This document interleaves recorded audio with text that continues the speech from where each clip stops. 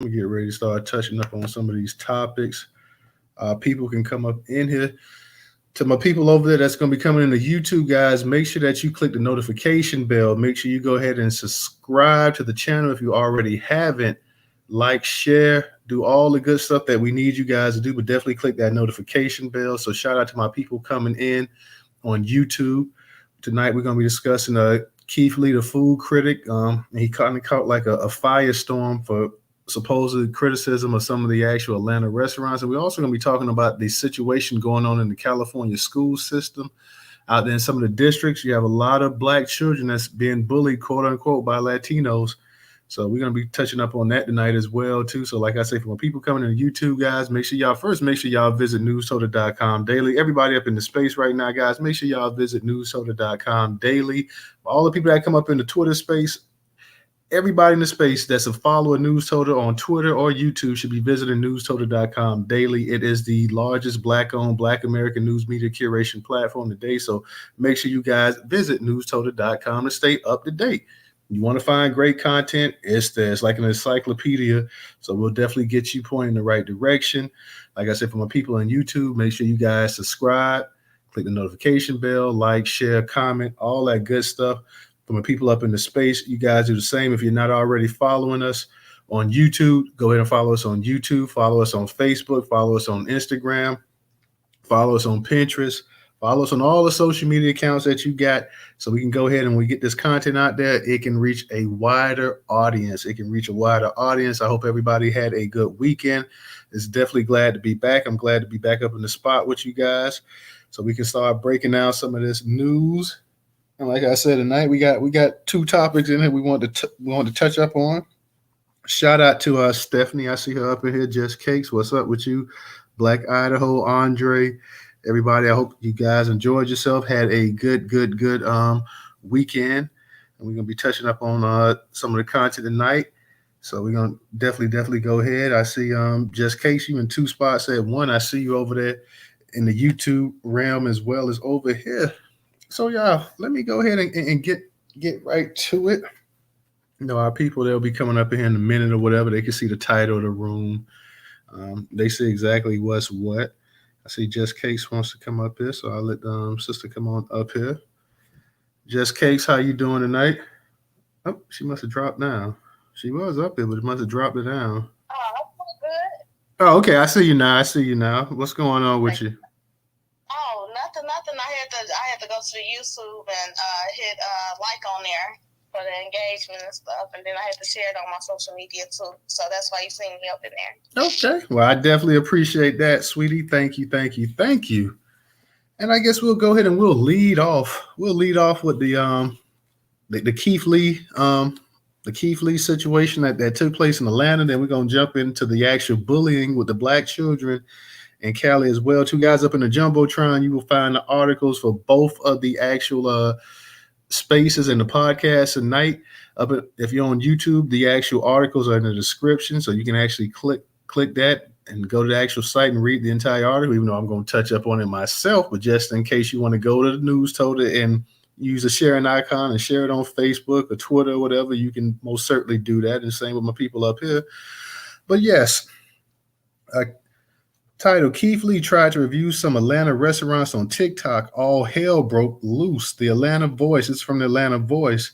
Once again, curated on newstoter.com platform. Your curation choice for black content today in America. Most restaurants are usually thrilled to have Keith Lee review their food. With more than 14.5 million followers on TikTok alone, Lee brings exposure that has helped turn some businesses around with lines out the door and praise from grateful owners. Then Lee came to Atlanta. His visit brought viral videos, death threats, responses from Grammy-winning artists, and what some say is long overdue reckoning for the Atlanta restaurant scene. Lee is a 27-year-old former MMA fighter who has found so much fame reviewing eateries that it's now a full-time gig. Unlike some food influencers who get paid for their reviews and opinions, Lee says in his videos that he pays for his own meals and even sends family members to pick up his orders, so he's not recognized and given special treatment. The everyman reviewer who lives in Las Vegas has a trademark style. He eats the food in his vehicle and records his reaction, while always encouraging his followers to not go by his own experience and to try out the establishments themselves. Lee has also tried to dissuade his followers from being negative on social media towards the businesses whose food he hasn't rated highly, often pointing out that any company can have a bad day and to bear in mind that people depend on their business for their livelihood. His focus on small businesses and food trucks, often black owned, has endeared him to eatery owners who've gotten good reviews. Having him taste your food is referred to online as being Keith Lee. So there was initially a sense of excitement when Lee's followers discovered he was visiting Atlanta as part of a food tour he and his family have undertaken across the country. In recent years, Atlanta has become a culinary hotspot with multiple Top Chef contestants and several celebrity-owned restaurants. The city even recently scored its first Michelin stars restaurant. Mike Jordan has been covering the Atlanta culinary scene since 2009 and told CNN the city is a natural spot for the industry to thrive, given that in Georgia we eat everywhere we go. I mean, gas station food is big in the South, and Atlanta strip clubs have not just food, but very good food, Jordan said. I remember when people used to say, oh my gosh, why would you ever eat at a strip club? And we've gone to the point of now it's well acknowledged thing that Magic City, a legendary strip club in Atlanta, has very, very, very good wings. But when Lee started trying to get food, some Atlanta area eateries, things didn't go too well. Lee initially agreed to be interviewed by CNN, then changed his mind, requesting that some of the establishments he visited be given the opportunity to speak instead. But on his social platforms, he has another 1 million plus followers on Instagram. He shared a story of saying he was unable to get service at the Real Milk Honey in College Park, a community south of Atlanta.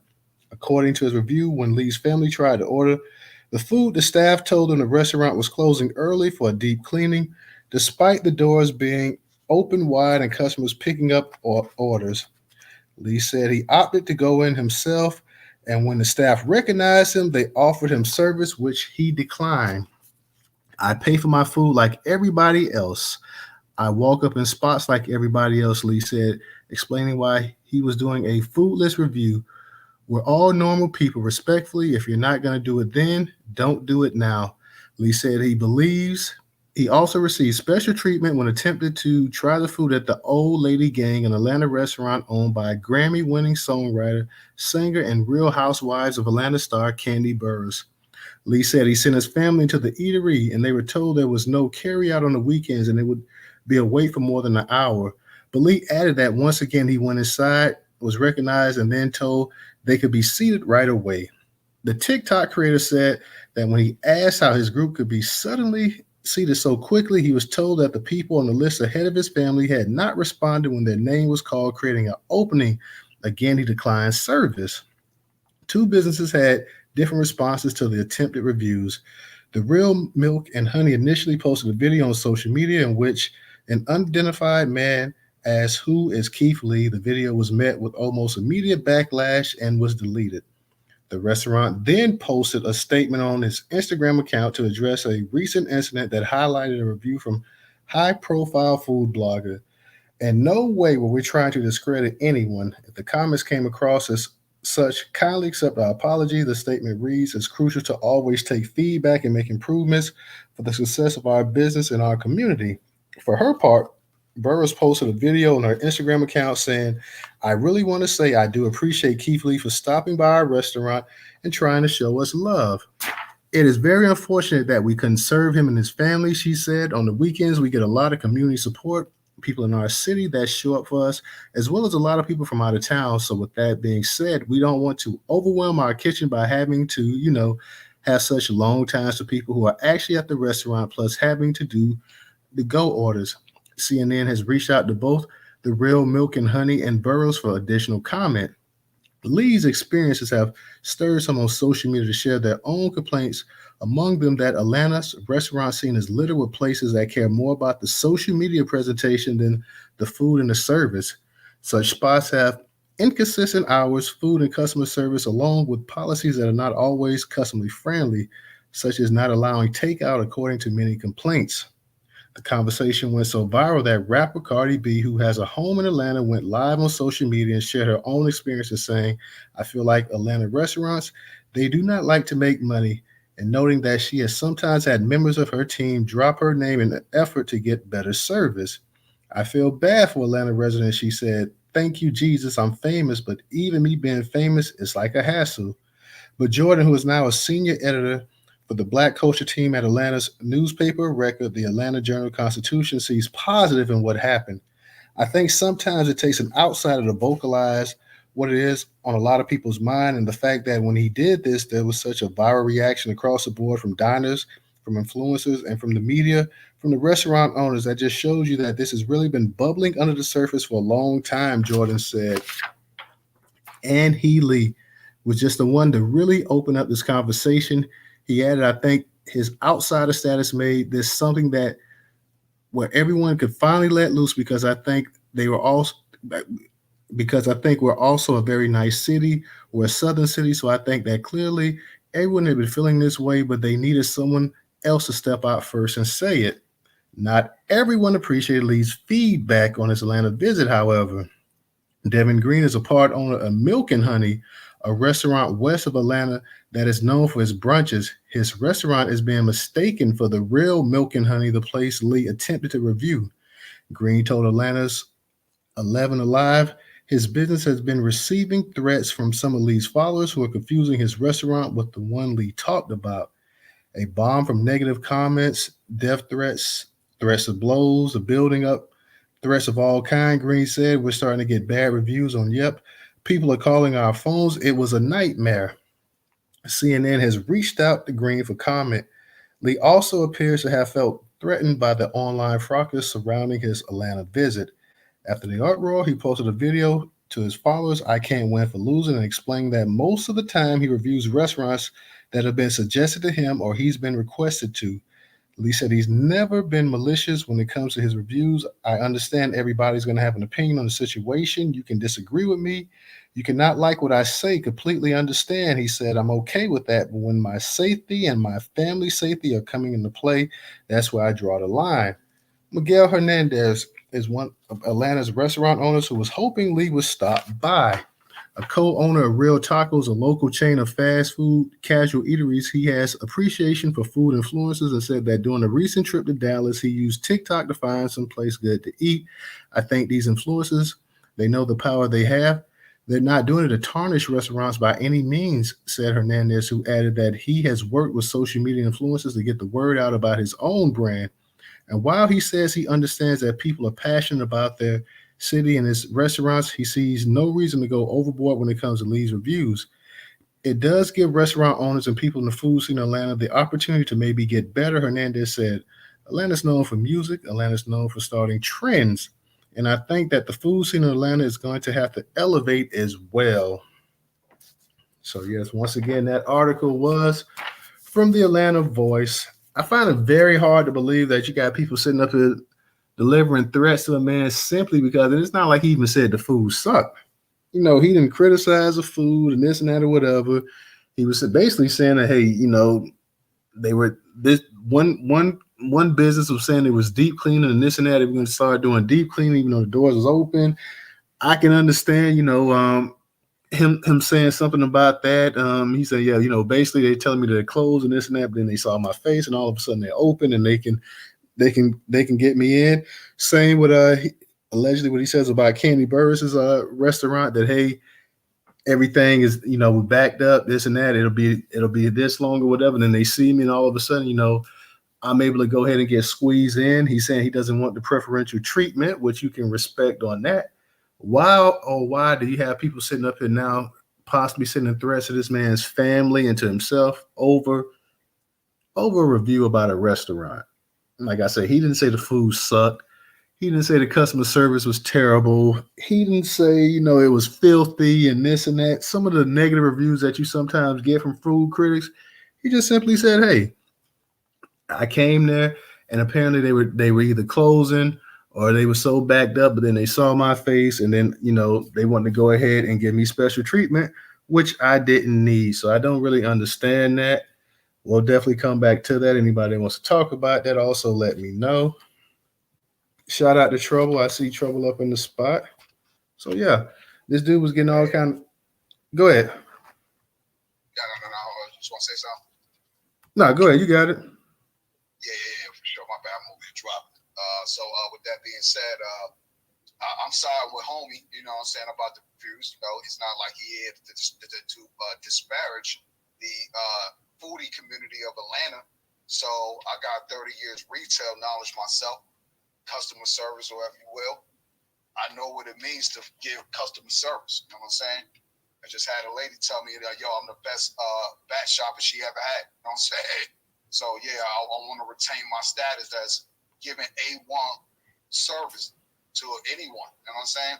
Because when you come back, you're going to come and ask for me. Straight up. You know what I mean? So this is a part of the 5 steps of selling that us Black business owners, we don't teach our people. We'll employ our people, but we won't teach them how to really get it. Other thing is, I'll add to it when he's talking about things like, the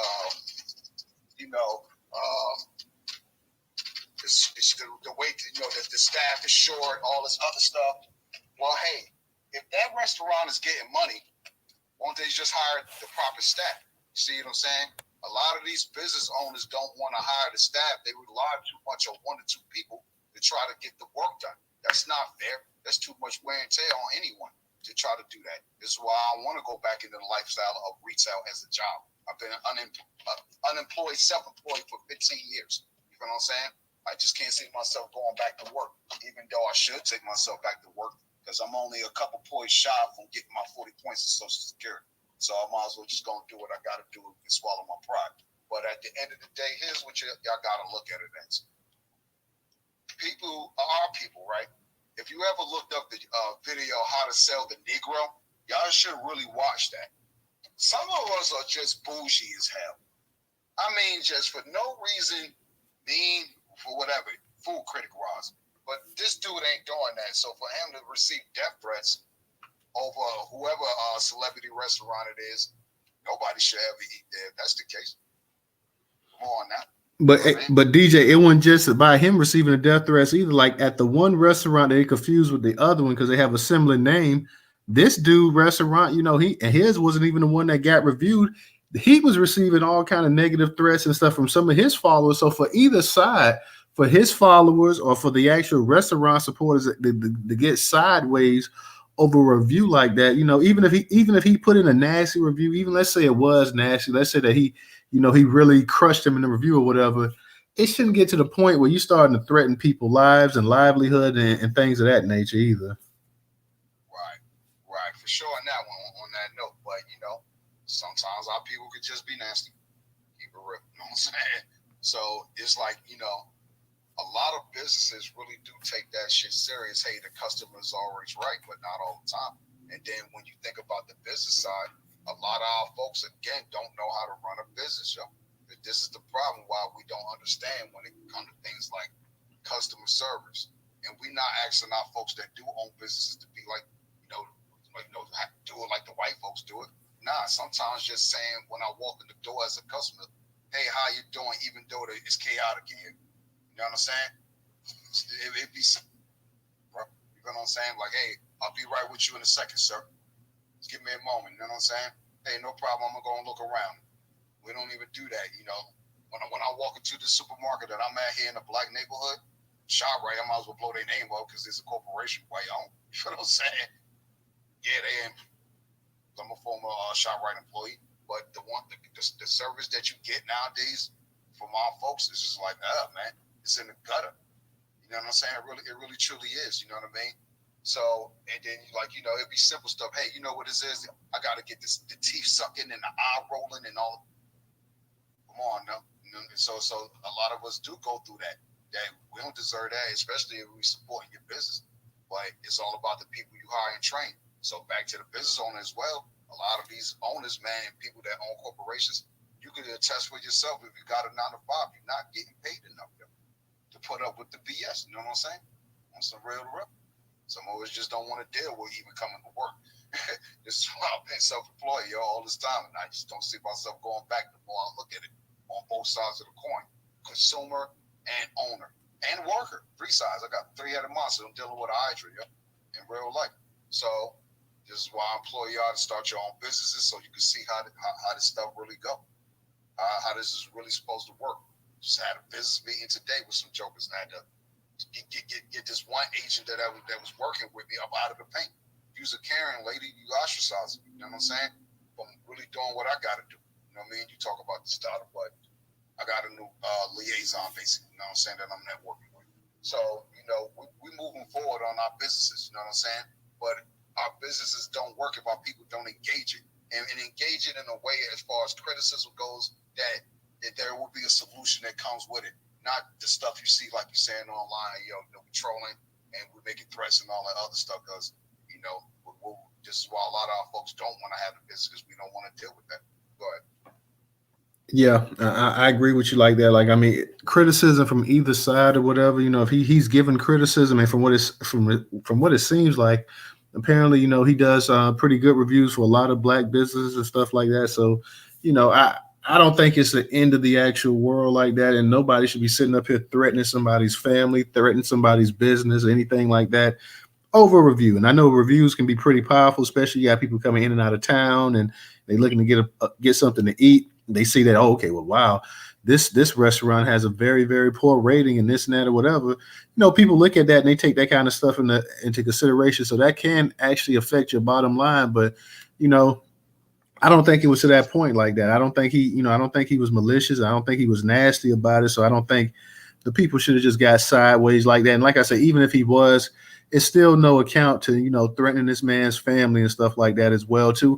Or the business owner that they mistakenly took for the other business he reviewed, and you know, sending all kind of nasty reviews of them and threatening them as well too. So it's really no point in that whatsoever. That was pretty childish to say the least. So hopefully, you know, the brother get a chance. He'll go back to Atlanta, and you know, there'll be other businesses that he reviews, other restaurants, and you know that they can go ahead and, you know, get a good reviews or whatever it is or whatever it seems. Like I said, he has a huge following. I don't even know if I've ever seen any of his actual his reviews before, but I guess he has 14.5 million followers on TikTok. So that's pretty huge following. I think he has an additional million on Instagram. So, you know, he has a huge following, you know, very, very, very large following.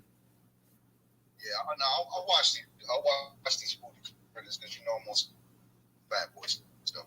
So, you know, shout out to the fat boy, you know what I mean, on social. Come up to the throwing down in the kitchen room.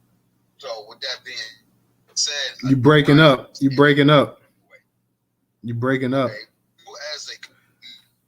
you breaking up. Mic check 1 2. Yeah, you breaking up. Yeah, you was breaking up there. Probably might have to drop down and come back up. But let me go ahead while you get that sorted out. We'll go ahead and I'm gonna touch up on this real quick. I see trouble coming up. I'm gonna touch up on this this article from the Sacramento Observer. Shout out to them, another one of our curation partners. And it's titled "Bullying in California. In some school districts, Black students are being targeted by their Latino peers." So I want to go ahead and I want to touch up on this article as well too.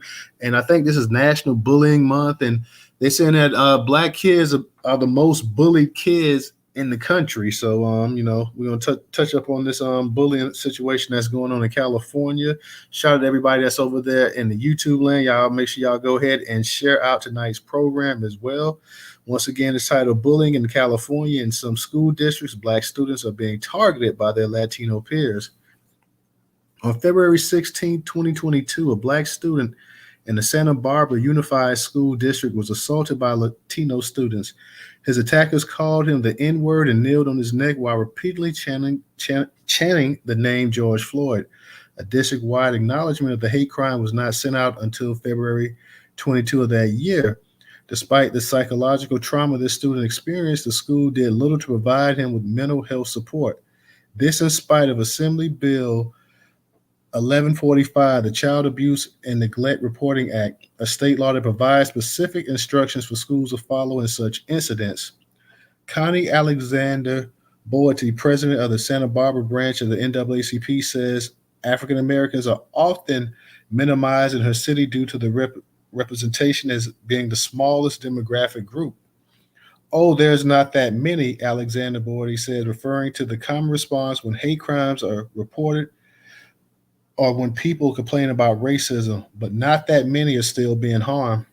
Boyd was speaking during a news briefing hosted by Ethnic Media Services on October 27th on school bullying.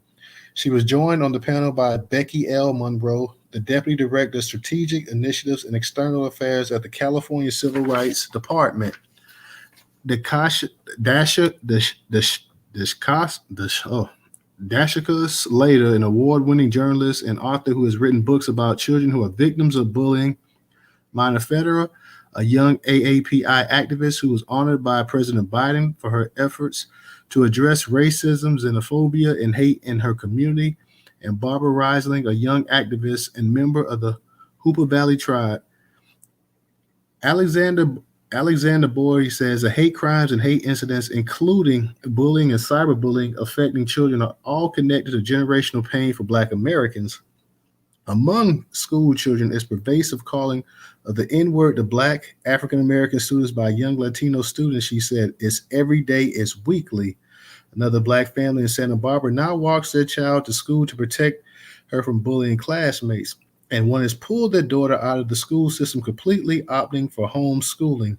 To address the problem, the Santa Barbara Unified School District commissioned a survey titled 2023 Anti-Blackness and Racial Climate Assessment and Analysis. The proposed set of recommendations for addressing the problem. The hate incidents targeting African American children are not confined to Santa Barbara, but are increasing across California, according to the NAACP. These incidents, often involving physical violence and verbal abuse, are more frequent as Black families relocate to predominantly Latino neighborhoods. So as you're getting more Black families moving to some of these Latino neighborhoods, they're becoming the subject of violence. In Santa Barbara, African Americans make up only 2% of the population, but they account for most of the victims of bullying and hate crimes in the area. At 47.5%, Latinos make up the majority of Santa Barbara's population, followed by whites at 43.5%, according to the local NAACP branch. Most of the perpetrators of bullying and hate crimes are Latino children. Once again, most of the perpetrators of the bullying and the hate crimes are Latino children. Boyd says she believes the hate incidents are rooted in the historic racism and connected to a general desire to make Black people invisible. That somehow or another, in an effort to move towards more white-facing or white upstanding, one group has said to this group doesn't need to be here so we can be more approximate to what it is to be white. That's really what's happening in our schools, said Alexander Boyd. According to Dashaka Slater, author of Accountable, the True Story of Racist Social Media Account and Teenagers Whose Lives It Changed, 3 in 4 American young people ages 15 to 25 have run into extremist content online. 1 in 4 students between the ages of 4 and 18 have seen hate or words or symbols written in their schools. About 1.3 million students were bullied because of some aspect of their identity during the 2018-2019 school year, according to the U.S. Government Accountability Office report on schools. Half of those children were targeted because of their race. Some forms of bullying are, in fact, acts of hate, said Monroe. Some acts of hate are crimes, while others are violations of civil rights laws. Some may be lawful but incredibly harmful. Nonetheless, we must recognize the civil rights issues at the heart of the discussion around bullying. Monroe also spoke about the state law requiring schools to provide all students with a safe environment free of harassment. Schools have a legal obligation to ensure that students are not denied opportunities, treated differently, discriminated against, or harassed because of their race, color, national origin, gender identity, sexual orientation, religion, or disability, she said. Students who are doing the bullying are following the lead of a biased peer and imitating things that they've seen on social media, says Slater. We also see kids of color who are harassed for their identity and harassing somebody else for their identity. Studies show that kids who are the bully and bullied are the ones who have the longest lasting effects afterwards. Studies have also shown that students who perpetuate racially motivated bullying on their fellow classmates don't necessarily ascribe to racist ideologies, but have simply fallen into the trap of influence from outside sources online or mirroring behavior from their parents or guardians at home. Alexander Boyd says Black and Latino leaders and residents from the area have not formally met yet to resolve tensions brewing between their communities. I know this is where the struggle really is, she added. How do we have leaders from the Black, Latino, Hispanic communities sit down and have our conversations? What makes it not happen is an erosion culture that says we don't need to talk about it or it was a single incident. Some parents of California students are pushing back against ethnic study requirements brought to schools to combat hate and ignorance. Parents are trying to take their kids out of classes. Avoiding continue the bill AB 101 does not go deep enough to fight against this. We need to start this at pre K. We are way too late by the time we get to high school for this. Monroe says that state provides various resources, care coordinators, and victims for hate crimes or hate incidents. So, yeah, it is getting real out there in California. And you see in these areas where a lot of these black folks are severely, severely outnumbered, it's getting worse. And we talk about hate crimes all the time. And I saw something online, and of course, this bullying is just, some of the bullying they're saying is hate crime. Some of the bullying they're saying is a violation of civil rights. But in terms of hate crimes, black people are number one being targeted. In terms of bullying, black kids, they say, are being bullied the most. Out here in California, it seems like in these areas that these black people are moving into, where it's predominantly a Latino, Hispanic, that they're really having a hard time dealing with some of this right here. And you haven't had any of these black leaders meet with the actual Latino communities yet to discuss how are we going to resolve this, how are we going to put an end to all of this bullying. So they say either they're learning it from social media, which is true, but more than likely they're learning it from their actual community, the neighborhood they live in, which looks like exactly like them, or they're learning it from actual family members, parents as well too, guardians, parents, whatever you want to name it. So it's coming from the community they live in. It's coming from online social media. It's coming from the family. It's coming from the friends. It's coming from the neighborhood. It's coming from the community. Either way, you got a number of black parents starting to pull their kids out of the school. And when you look at the part of the article, I think they said they make up like 2.3% of the actual population of Santa Barbara. That lets you know exactly how outnumbered they are. They said they only make up 2% of the population. So, I mean, it's almost like they're non-existent there. Things are going to get way worse before it gets better there as well, too. So, real quick, I see my girl Trouble up here. Let me give a shout out to Cognitive. Cognitive, thank you for your contribution on Cash App. Shout out to my people over there on the YouTube world stream as well, too, guys. Make sure you go ahead and like tonight's program, share it, click the notification bell as well, too, so you can stay up to date. Make sure you guys visit Newstoter.com to stay up to date on breaking black news in Black America as well. Definitely support us for those that can on Cash App, $Newstoter, $Newstoter. Newstoter is the largest Black-owned Black American news media curation platform today in America. Once again, that is $Newstoter, $Newstoter. And also, we have the Venmo and PayPal up in the actual Jumbotron, and we have the PayPal and Venmo in the description on YouTube. Let me go ahead and get to Trouble. Trouble, how you doing tonight? Hey, Newstoter, doing pretty good, brother. How about yourself? Oh, I'm doing pretty good. That's good to hear. Shout out to the Black family up in the cut. Nice to see y'all. Just real quick, I just wanted to comment on the Keith Lee situation, the blowback. It's really, we in a trash era. We just in an era right now where everybody being in feelings, and we got so many people that, like to be online because they anonymous and can't be seen. And so they get to be edgy. They get to be wild style with the things that they say online, knowing if you was face to face you wouldn't bust a grape. But that's where we're at right now, where everybody is easily triggered behind someone else's opinions. You don't have to watch the man, and I can probably believe a lot of people didn't even know who Keith Lee was before they found out. Oh, he did A, B, and C with the video, and they went there just to be triggered so that they can leave an insidious comment. These are some of the worst people in society, and fortunately / unfortunately, they showing themselves, and it's been a lot of that lately. It's like social media just kind of opened up a can of worms, and it's good on one hand, and it's bad on the other hand. And this is the bad part about it, is that we get to see these no-name people, run out the box because you didn't like somebody's opinion about something and decide, oh, I'm going to send a threat. I'm going to burn your restaurant down. Oh, I'm going to chop you into little pieces when I see you. And it's become dangerous. It's dangerous now where if we're in an era where we have to have a group think type mentality, everybody has to agree with you or you're going to slice their throat or something.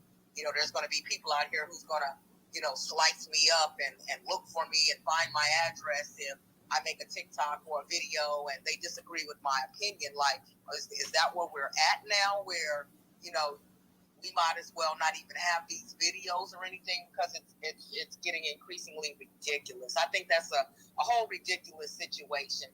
I look at a lot of reviews sometimes, but at the end of the day, I form my own opinions, mostly because sometimes if you read the reviews, you can see where the person who was writing the review was actually the problem.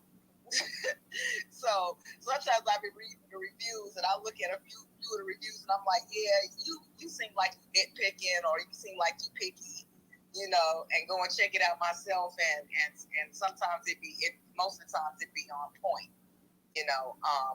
like there was a Pizza Hut in town and it had 2 or 3 stars compared to the other Pizza Huts. Well, I've been through all the Pizza Huts looking for a good pizza because I don't like the way you make my pizza. I don't like the way this one kind of dry over here. But the one that had the smallest amount of stars was actually the one that had the best pizza.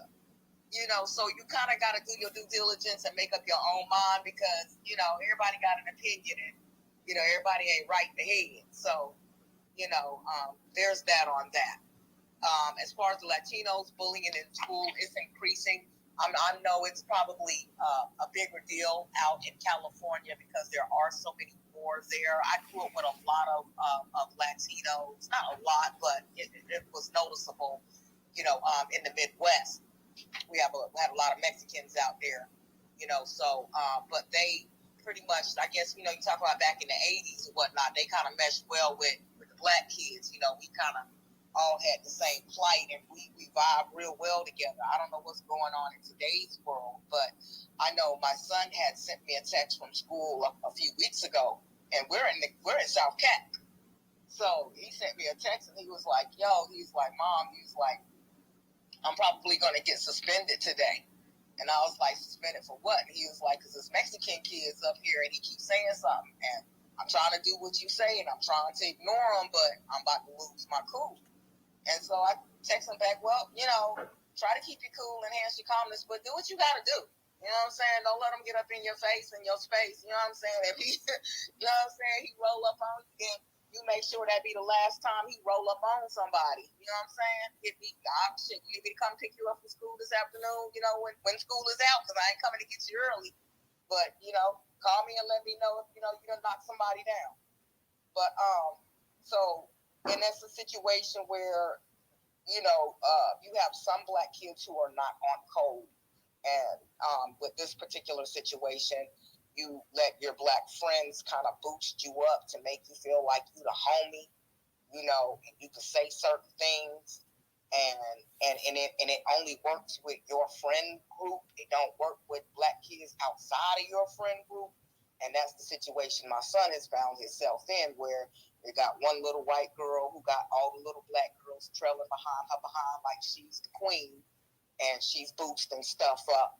And then you have the little Mexican boy with a couple of little black friends who let him say the N-word, and they boosting him up. And so they want to see a fight. So, they don't know my youngest son go toe to toe with my oldest son. And I ain't gonna lie, I done sat back and let them go at it a couple of times because they kind of work my nerves a little bit. Go ahead, get it out your system, and he can wang with them a little bit. So, if that's what you want, But it has been increasing, and I noticed it last year when they were in middle school. And we're talking about the South. This isn't even California. This is in the South where they're coming in and they're doing that, and that's because they are not just being emboldened by the people and the groups surrounding them, but they're being emboldened by this country, period, making them feel like they are more important than the actual citizens who are already here. And so I don't know what to tell the people other than, you know what I'm saying, make sure your child swing first or swing the hardest, you know what I'm saying, knock them down, because sometimes, you know, you got to get popped in your mouth a couple of times before you leave people alone and cut the bullying out, because, you know, that's what bullies do. They bully. So that's all I can say about that. Thank you, Trouble. What I find interesting about this story here too is that you do have the actual president of the Santa Barbara branch of the NAACP, and she's actually coming out. She's actually talking about the actual, you know, the situation that's going on out there. So I want to see if the rest of the NAACP, you know, are going to kind of coming back, because she's not really, from what I'm seeing, you know, she's putting it out there. She's letting you know that, hey, you know, this is happening way too often, and you know, she's not hesitating, letting you know that, hey, a lot of the actual bullying is actually coming from the actual Latino kids. Now, what I find interesting is if the reverse was happening, and it was actually blacks doing this to Latino kids, how many chapters of the NAACP would get out and be holding some kind of message and saying that, hey, you know what, we stand with our Latino brothers and sisters, and we're dead set against this and that or whatever. Like, they would already be coming out, and as one, they be speaking down about this actual situation, about this actual behavior. They're saying, hey, you know what, we don't support this. This goes against everything we believe in, and this and that or whatever. But apparently this has been going on for a while. You know, we when I started that actual article off, it talked about in 2022, you know, you had an incident that took place on February 16th, and it wasn't reported, you know, until February 22nd, like, so 6 days later. So I'm kind of interested to see exactly, because we know the tensions out there in California, the West Coast period, and it's not just California; it's the entire West Coast, that you have a heavy Mexican population that is, you know, since for the past 60, 70 years have been coming in, and you know, the black population is kind of dwindling out there as well too. So, like I said, you have in Santa Barbara something like 2% of the actual population is black, which means they don't have a whole lot of help out there. So I'm waiting to kind of see, like, when you're going to see, are we going to see some of these Latino representatives come out and speak down about this behavior? Are we going to see the NAACP pressure them any as well too? Because, like I say, if the reverse was happening, if black people were doing this to any group, that they were solely known for bullying these groups like that, Lord, if it was a Jewish community, if it was the LGBTQ community, any of these communities out here, if black people, if they made up almost 50% of the population, and these other people made up 2% of the population in that city, and they were the ones known for you know, starting these fights and doing this and doing that, treating people like this or whatever, like they say they calling this kid the N-word, and they on his neck calling him George Floyd and this and that or whatever, kneeling on his neck, you know, this stuff would make major news right here. This would make the San Francisco Observer. This wouldn't make just the actual, and shout out to the San Francisco Observer. This wouldn't make just the actual black newspaper. This would be on CNN, and this would definitely be on Fox. It'd be on all these other stations right there. And like I say, you would have black people. You'd have Al Sharpton them, even though he's not, quote unquote, a actual political. You know, he's political, but he's not an actual, you know, elected official. But you'd have all these people coming out there. You know, Maxine Waters, she's in California. And I know, I mean, what is she going to say about this? What are any of these people, these black people, actually going to say that's in politics out there? What's her name? Karen Bass. I know she's the mayor of LA or whatever. She's the mayor of or whatever. But what are these people actually going to say about this situation here? Now, are you going to have these black people actually come out here and actually, because they haven't even met with the Latinos to talk about this. You know, they haven't even sat down and say, hey, you know what? Y'all, you know, you guys outnumber us. You guys are doing this, you're doing that. You're picking on our kids. You know, it's unsafe. You got parents walking their kids to school and stuff like that. You got other parents taking their kids out of school. What are the black people here going to say? What are the Democrats and anybody else going to say? Because it seems like it's to the point like, hey, we don't want to offend certain groups. We don't want to sit up here and we got to keep this whole, you know, we all one type nonsense thing going on. But like I say, if it was reversed, this wouldn't be happening. Now, just last year, out there. You had what was his name? Nuri Martinez was sitting up here talking about F that guy. He's with the blacks. So we see, we see the racial tensions going on out here in California. We see and we so often sometimes we say it's black and white, and they say people say, well, no, it's not black and white. Well, here's a case right here where it's actually not black and white. This is actually more than likely Mexican and black. And like I say, and the fact of the matter now that you got that they have this number, they outnumber these black kids out there, the black people out there, and they see them as being defenseless. And I thought that it was an interesting remark in that actual article. They were saying that the lady, I give her credit. Like I say, she's one of the few NAACP people that actually said something. She said that she says that somehow or another, in an effort to move to more white facing or white upstanding, one group has said that this group doesn't need to be here, so they can be more approximate to what is white. And that was powerful what she said there. She's sitting here letting you know what she's saying, that one group, and we know what group she's talking about, that, hey, this group here, one of the groups that always wanted to actually list themselves as as close to white as possible. They're saying that, hey, you know what? This group here doesn't even deserve to be here. That she's one of the few actual NAACP leaders that actually, and of course you got Talbot Swan, he don't care. He'll definitely put it out there as well too. But she's one of the few that actually says something about this here. So I want to see exactly, and not only she's a president of NAACP, but can she get the rest of the NAACP and her branch, the Santa Barbara? Can they get the other ones in LA and San Diego and all the rest? Can they get the national? Can they get Johnson? Because I know Johnson was sitting up here. I guess Johnson, Derek Johnson, we had that space on him a week or two ago, and I guess we all immigrants and stuff like that too. So I wonder what he thinks about this right here. Is this just, is this just an immigrant? Is this just pretty much an immigrant dispute right here between two immigrant classes that just can't get along? So it's like he said, we moved from the South and moved. We moved from the South and went up north. We were just a bunch of immigrants and stuff. So, I wonder if this is just immigrant battle right here going on. But Trouble, I'm going to go ahead. And anybody else that wants to speak tonight, guys, definitely feel free to come on up here. We're talking about the situation that's going on in California, Santa Barbara, but it's going on all throughout California. We're having a number of black kids being bullied. They're outnumbered.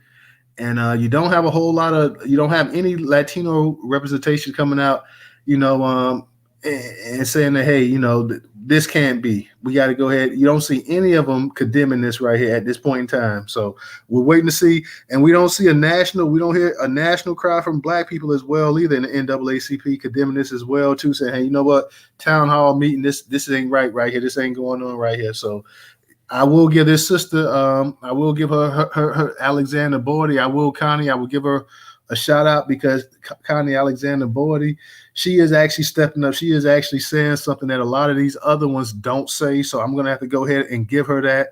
She's actually putting it out there.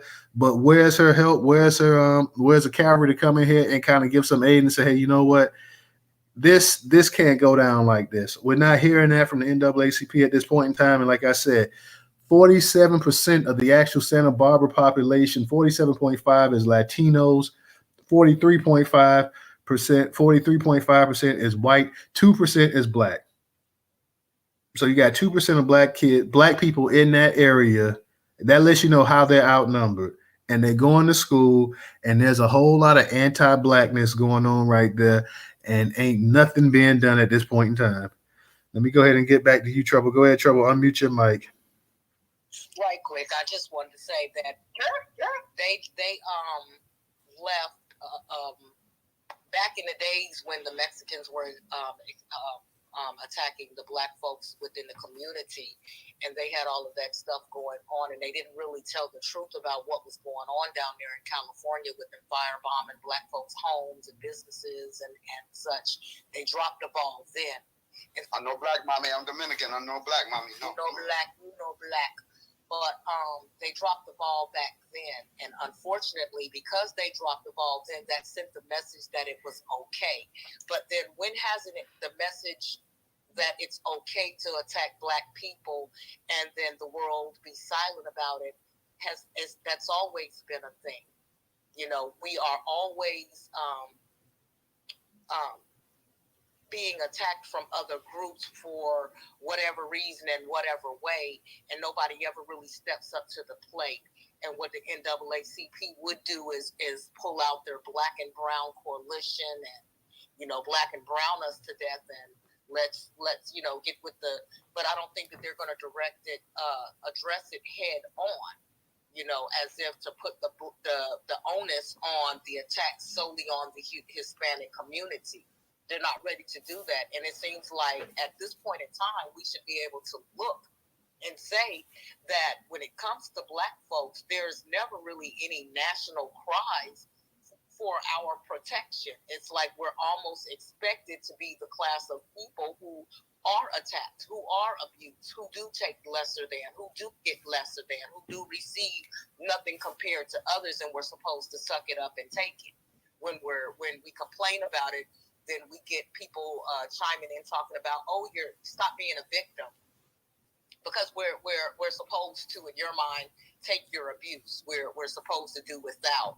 And so I don't know if anybody is going to speak up on it, if it's ever going to be anything national that when it comes to Black folks, at this point, we are the answers that we seek. And we are the only ones who is going to come to our defense, because our politicians aren't going to do it. The Hispanics aren't going to check their people on it. And like you mentioned, Newstoter, the Nori Martinez, F this guy, he's with the Blacks. And that is the mentality in a lot of these other nations. The Hispanic nation, the African nation, the Haitian nation, the Venezuelan nations, whatever other nation except for American Black, they're always F that guy, they're with the Blacks. And that's just really how it's always been. So we are the answers that we seek. And if we are not the ones who are starting to formulate our own specifically Black American organizations to address our concerns, it's not going to get done. And I land. All right. Thank you, Trouble. Thank you. Let me go ahead and get to Just Case and anybody else also, guys, that want to speak. And I before I get to Just Case, I'm going to say this right here, Trouble. Like I say, that's why I am giving this sister her credit. Like, she is actually saying it. She's actually, and I want to hear somebody back her up over there, because she's actually saying it. She's not trying to go ahead and steer away from the topic. She's like, look, these are the people that's over here doing it right here. And it's been going on for a while, and people want to see up here and tell me it's not that many, it's not this, it's not that, or whatever. But hey, this is what's going on right here. And she's putting it out there. So I'm gonna give Connie Alexander Bodie her, I'm gonna give her props right there, because she is putting it out there. Just Cakes, go ahead and unmute your mic.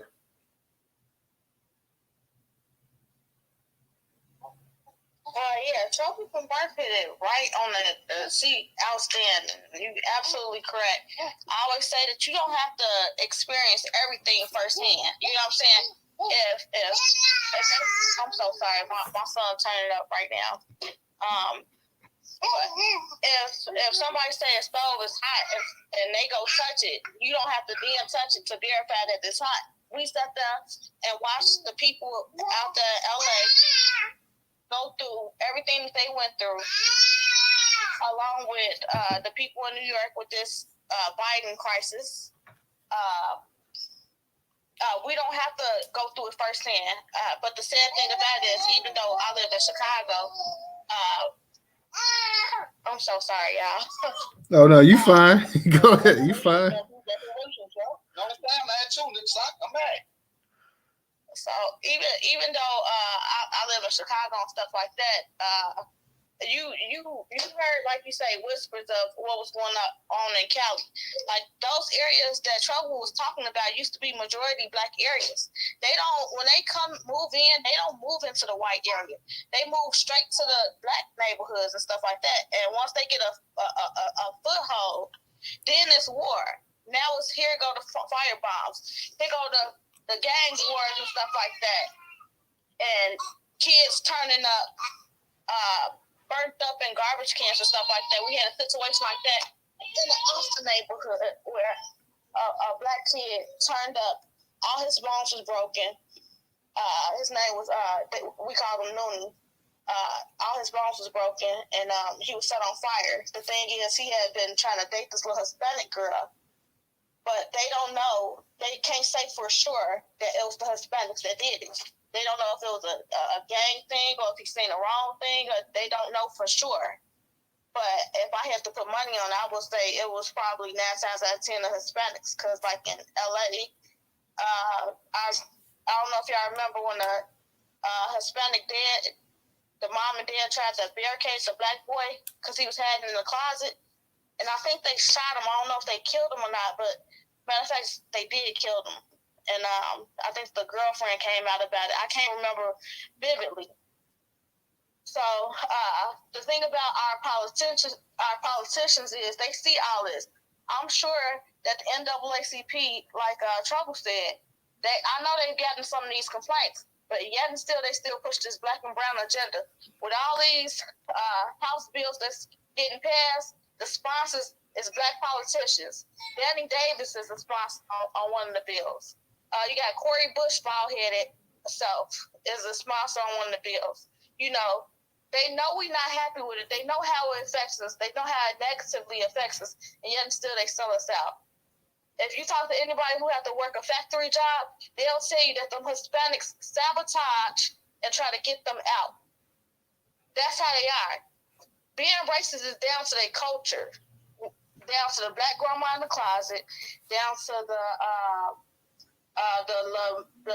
preserve the race, which is whiten the race or whatever the case is. It's a part of their culture. So why wouldn't you think that they would conduct themselves in that way?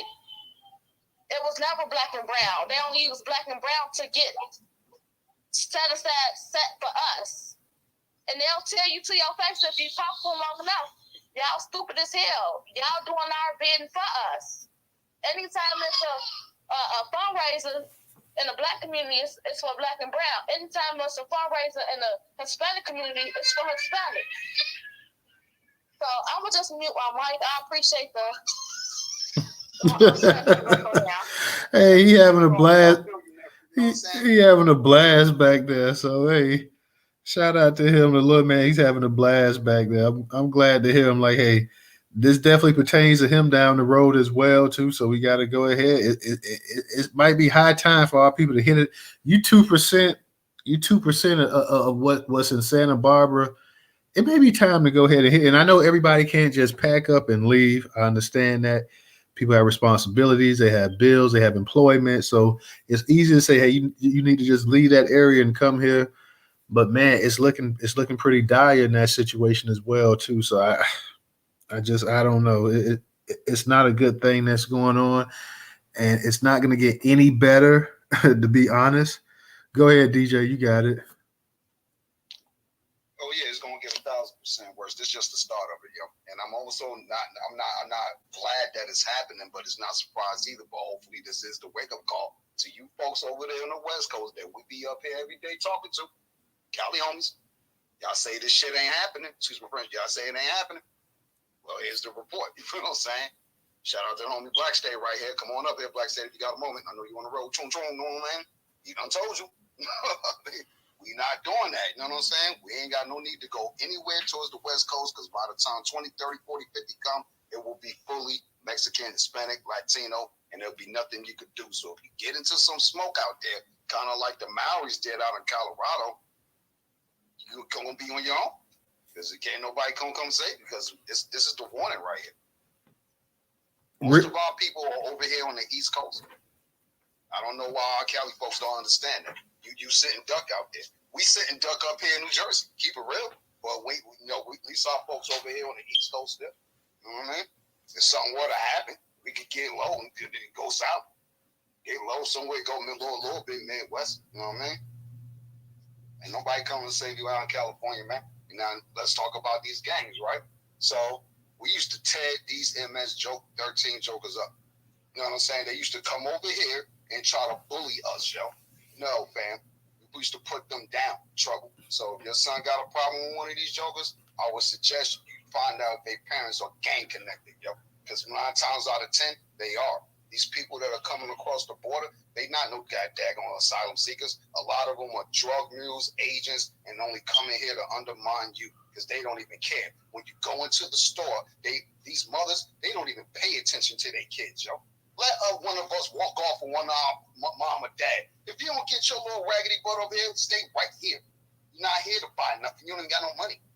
So why you letting your kids walk all up in electronics out, you in the clothing aisle? Don't even know where they at. I'm saying that this is what y'all got to start paying attention to. Same thing when I'm telling y'all was in New York a couple weeks ago. Joker screaming, hell, big ass white boy, yo. 2 little tether jokers from Hispaniola tried to put the ratchet to him, yo. Give it up, smooth.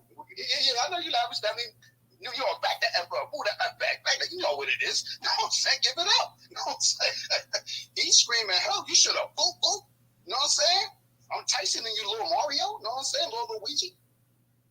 Come on, yo. I might have ran over there, hit him with the Buster Douglas or something and helped you out. You know what I mean? But he chose not to do that. It was what it was. So this is the stuff these folks do in their country, man. Be on the scooters, robbing women, children, kidnapping people, shooting them, all this stuff. Now it's here. What y'all gonna do about it, black folks? You feel what I'm saying? Same thing Just Case tells you what happened to that little homie, rest in peace, in Chicago. More or less it was. We ain't even gotta say alleged. Because that's what they do. That's what they do. We ain't got time to break your bones or do all this other stuff and set you on bench. Just pop and it's over with. Or I'm gonna hit you with these knuckles and just let it be done. I ain't got time for none of that other stuff. You know what I mean? Put you down where you stand. That's the whole argument we gotta start looking at. Put these people down where they stand. I ain't saying you gotta go, when keeping the real goes too far and that, you could keep your cool. Now, you know what I'm saying? You ain't even gotta say nothing because they gonna want to shoot themselves in the foot anyway. That's the whole reason about us being quiet now. Put your head down and do your work, keep your head in your bookshelf. Because that's all you really gotta do at the end of the day. But if we ain't teaching our kids, hey, look, this is what's really going on. We've been fighting these jokers for a long ass time. You know what I'm saying? This is what the argument we was having the other day. We was saying, hey, look, some of our elders didn't tell us that y'all was fighting these. Hey, man, SPEKS. You know what I'm saying? Straight up, man. You know what I mean? I had a joker tell me, hey, what's up, my N-word? Well, what's up, Spick? Oh, his eyes bugged out like he saw a ghost. Oh, you didn't like that. He said, yeah, don't feel good, do it, bro. You know what I'm saying? I don't even know you like that. You know what I'm saying? We cool because you know my man in them. You know what I'm saying? I don't know you, son. Keep it real, man. So this is the whole narrative. Fat Joe, stop saying that when you're in public, bro. You say it around your knacker friends. Don't say it on a microphone. Don't say it in a rap. China Mac, don't say that, bro. Because Chinatown ain't that far. Y'all, we nobody fear y'all, bro. You know what I'm saying? Let's be logical. So I'm back to the business, right? Back to the business, right? So what I looked up today, because like I said, I've been trying to contact someone from the SBA, you know what I'm saying? Small Business Administration, you know what I mean? To get an interview about the situation that happened with that race-based discrimination case. So the press secretary is some lady from Middle East, for Afghan, more or less, you know what I'm saying? I looked it up. Remember, the woman who's the head of the SBA is a Mexican woman. So this is why, another reason why they Biden to sit up here and say, well, black people getting loans and all this other stuff. No, we not. They lying, bro. You know what I'm saying? They lying. You know what I'm saying? These people are tag teaming us into the dirt, and we don't even see it, yo. You know what I mean? I just got off the phone today about the exact same stuff about a Karen ostracizing me. I don't need to call y'all for nothing. And this woman telling me every day what I'm doing is not a business. So why would I tell you what it is? I don't care. Write the report how you want to write it. Because when it don't work in my favor, call in a lawyer, yo. You feel what I'm saying? Just that simple, you know what I mean? Because I ain't questioning what she doing. You just telling me, yo, let's move on. Now, ain't no move on. You know what I'm saying? I don't want peace. I want problems. Always. You know what I'm saying? Always I want a problem. Because y'all want problems, yo. So since y'all want problems, we gonna put it on y'all 100%. Let's not forget, recently, them little tether Spanish kids attacked that mentally ill black boy in the subway over here in New York. Jumped him because they allegedly said that he said something to that girl that was holding on to him. Man, chop her little ass down too. We don't care, yo. You know what I'm saying? Because we used to have race wars right here in North Urban City. You know what I mean? We beat everybody, y'all. Just for the record, we did. You know what I'm saying? Black Americans versus everybody, including the gangs that are normally our people as well. I gotta walk past the gangs and the tether gangs. You know what I'm saying? Gotta walk past police stations just to go to school and all this other stuff. They messing with us too. Beating us up, dropping us off in another side of town. So let's talk about the Bandinos that's out in California. You know what I'm saying? They remember what Pac said, the NYPD, one of the largest gangs. Well, the Bandinos, that's a gang inside of the LAPD. That's a gang inside of the LAPD. So when they pull your black ass over, what you think gonna happen? Ticket, lock them up even though you're legit. Kidnap him, pop him up, we don't know what happened. So family never heard from you again. Rest in peace, Dexter Wade, Mississippi. We gotta stay on that. These cracking cops buried this man, and they knew who he was based off the prescription bottle that was in his pocket. And let's not forget, they killed his mother's brother only about 4 years ago. So the police of Mississippi knew who Dexter Wade was, and they didn't tell his mother that they hit him, regardless of an accident or not, and buried him in a potter's field, yo. We at war, fam. What y'all about to do about it? I'm giving my mic. I'm about to get some food. And let me just add to what you're saying there, DJ, to understand how important this is. Now, this is from my curation partner, San Francisco Observer. Of course, they're in San Francisco. We have two curation partners. We got San Francisco Observer, of course, a black-owned newspaper. You got the San Francisco Bayview, also another black-owned newspaper. I'm in Florida. So, this is why we're in the information age. This is why this is so important to support and everything else. The San Francisco Observer is talking about something that they're not even covering on the news, And I know people say, well, they're out there in San Francisco. It's great that they are out there in San Francisco. Else we wouldn't exactly know exactly what's going on out there. So the fact of the matter that now we're in the age where now, the type of news that people don't even want to report, we have people out there that can actually go ahead and within a click, just like that, everybody's hearing this that's going on out there in San Francisco, not San Francisco, but Santa Barbara, but it's going on in all of California. In all of California, where these black people are outnumbered in these little enclaves like that, best believe they catching hell out there. In every spot imaginable that they're outnumbered with that 2, 3, 4, maybe 5% of the population. Yeah, they're walking on eggshells out there. It's really, really serious out there. That's why we got to go ahead when we have stuff like this. Everybody up in the Jumbotron, go up in the Jumbotron. The very first article on the second article on the right, go ahead and tweet this out. Go ahead and retweet it out so some of our people can see it and see exactly what's going on.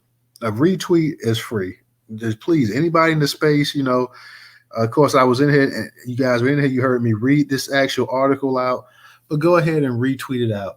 That's why you have to have, and I know we definitely want to go ahead and do the black majority state. But for our people that can't make it to that black majority state at this point in time, we definitely got to go ahead, and they're in a situation where they're going through it. We got to go ahead and definitely, put this stuff out there so other people can actually see it. Like I said, I want to see what the response from the NAACP, with the CBC, with all of these black people in politics and everything else as well, to see exactly what are y'all going to say about this. Are y'all just going to are you going to put pressure on them the same way they put pressure on black politicians? Really, you ain't got to put no pressure on black politicians. If they heard something like this, they gonna beat anybody before anybody can say something. If this had been the reverse and this was blacks doing this to Mexicans, they would have already, last week, you'd have already heard them put out an actual a statement condemning this treatment. You're not hearing that. You're not hearing them saying, hey, you know what? Why are you guys not condemning this type of behavior out here? They're very silent on these type of issues here. And they don't have to say anything, because they're used to not saying anything. Now they'll come the next time, there'll be an article and they'll be talking about black and brown and this and that or whatever. Like, that's a fallacy. There is no black and brown. There's never been a coalition of people of two different races in this country. That's not to say that, individuals can't get along, but there's never been this mythical coalition. Every single solitary group looks out for their own group. And the only group that when you try to look out for your own group, people say, well, you're being selfish. or you're not being right. You're being racist. You're being prejudiced. Weren't you guys discriminated against? You're the only person that's guilted into not being able to look out for your own. Well, you see some of the setbacks of not looking back for your own, because if there was truly uh, um a black and brown coalition, this would be going on. When you had when you had when you had a bunch of Hispanics, Latinos, whatever you want to call them, going to New York, when you had the Puerto Ricans going there, and you had a bunch of black people already there in those projects living there and this and that, they didn't just jump on these people and just beat them up. They didn't just bully them and just treat them like garbage the whole time. They didn't. I mean, they could have easily they outnumbered them. They could have done it, but they didn't do it. But when you're the minority in one of these places right here, nobody has an issue with them doing that to you. So that's why I say, man, if you guys have not, make sure you go ahead and you follow the Sacramento Observer. They're here on Twitter. Follow them on Facebook. They put out great content. Support Black media. Support Black media. There's so many different great organizations and websites and media sites that you guys need to go ahead and definitely and like I say, and if you on Newstoter, we put out their content daily. So this article came from the Sacramento Observer that we've been talking about with the actual situation going on right here. The other article about Keith Lee that came from the Atlanta Voice, another one of our curation partners. So that's what I'm saying. You got to go ahead and we have to have our own media source. We have to be able to report and tell our own stories. We can't just depend on Fox and NBC and CBS and this and that, because they're gonna report what they want everybody to hear right here. Like I said, they're not talking about this, but now that San Francisco Observer put it out there, if this gains enough steam online, they'll be forced to go ahead and talk about it. So a lot of the actual we actually control a lot of our own destiny. There's a lot of things that they don't want to talk about.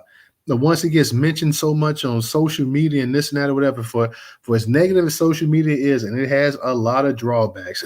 Don't get me wrong. For as negative it is, you can get the ball rolling if you get enough eyes on the actual content, if you get enough engagement, if you get enough retweets and enough likes, you can actually start getting these people to actually acknowledge stuff that they don't even want to talk about. That they like, hey, we got better things to talk about. Oh, well, damn, this article had 400,000 views or 1,000,000 views. We got to talk about it because they keep talking about it. They pressing it like they don't want to speak about this. They don't want to talk about this. I mean, and a bunch and the Latinos out there don't want to talk about it because they're a minority group. And they have it just as bad as black people. They'll say you racist. This is how they be spending it on. Yeah, that's what I'm saying. They'll say you racist. We're a minority. You're a minority just like you are. We have it just as hard as you are. Why are you doing this or whatever? But like I say, white men don't like us either. What's good, Holmes? Yeah, so that's what I'm saying. That's the importance of supporting. Definitely go ahead and follow them. Follow them. Go ahead and retweet. Let's see if we can get some retweets on this actual topic as well. To this actual is up in the Jumbotron. It's on the right-hand side.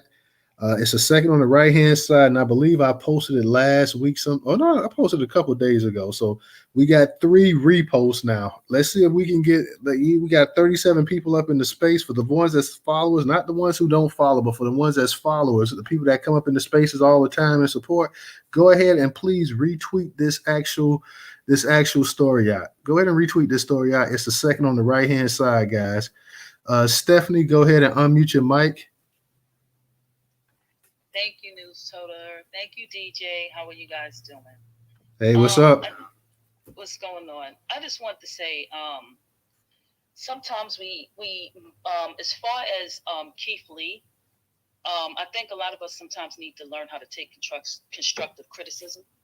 I don't think that it was his intention to, cause an uproar. He's just telling the brutal truth. And sometimes there's things that we have to do to make improvements, especially when it comes to Black-owned businesses. I don't think he meant Black businesses as a whole. He meant businesses in general.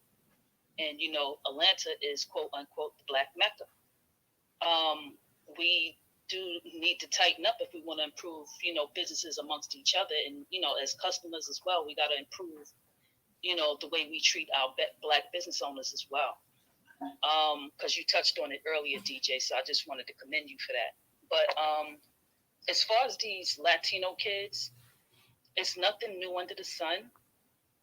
They've been doing this for many decades, especially when they ride the coattails of the Black community. They've been doing this for generations, like I said. We had a couple of incidences here where they were trying to attack Black people, but we shut that down. You know what I'm saying? But, especially when they tried to run the jailhouses on Rikers, the Black inmates shut that down real quick. They shut it down twice because, I know people that was on the island when they was trying to run the whole house, and they got shut down. But as far as work, jobs, and everything else is concerned, these people always band together and isolate the Black person and eventually run them out and get them replaced with a Black person. It's no different than school. They like to isolate certain people, certain Black kids. There's kids they know not to mess with. Then there's kids they know that once they isolate them, that they catch them by themselves, they can intimidate them and they won't do anything about it. They won't even tell their parents. We have to start talking to our kids. You know what I'm saying? Like, even if we got to get back into the mode of big brother, big uncle, or whatever, like, show these kids how to defend themselves and not learn how not to be alone. Like, we got to start grouping up now. 52 block, that's the 52 block. The 52 blocks. What's that other move, DJ? It's another one behind 52 blocks. I forgot. But, we definitely got to step the game up on, with our kids and let them know that, yeah, I'm not saying that all of them are like that. But you got to real boxing. That part and slap boxing.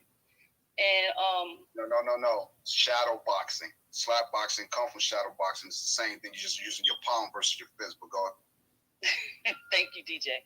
But, we definitely got to start talking to our kids and teaching them how to defend themselves. And we can't feel guilty about defending ourselves either. You know what I'm saying? So every time we defend ourselves, it's all in the news media. We're posted. We're made out to be looking like the bad guy.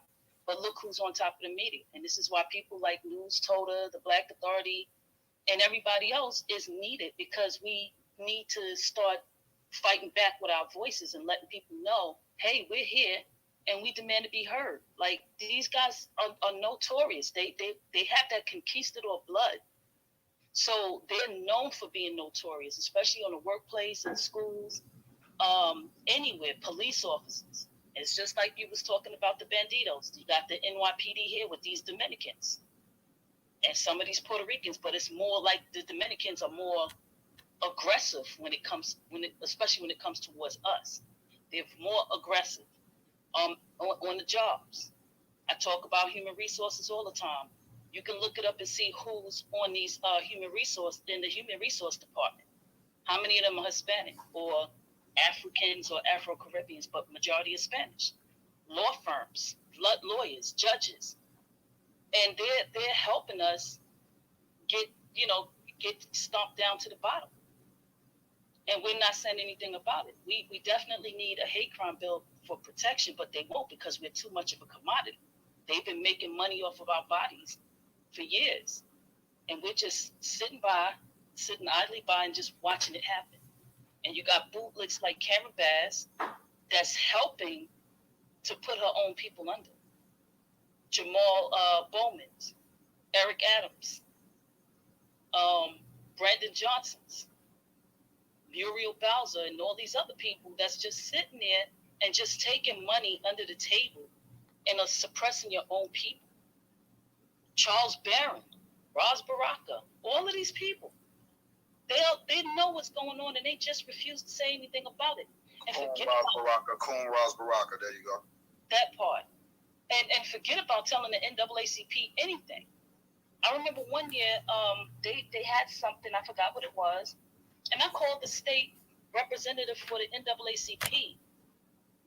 Do you realize how nasty they was to me when I called them? They were very nasty. So it's like we almost have no representation. They will help everybody else, but they won't help their own people. and their own people have their own representation, and their people are getting things done for them specifically. But when it comes to us, we have to fight, we have to beg, we have to crawl, we have to do everything, backflips, somersaults, everything, just to even get a small, minute policy pushed. And even then, it's Black, Brown, BIPOC, POC, and God knows everything else. If we don't understand how these people truly think and how they are, we're going to still be in the same situation. Case in point, look at the two little girls in two different states, one in Chicago, one in California. Got beat up by two life-size, big, grimace-looking Mexican females. And they beat them up without any hesitation. And you're like 3 to 4 times bigger than those same two girls. And y'all just took and stomped them out and nobody did nothing. They just got light charges. That's a slap on the wrist. And it's an insult to the Black community.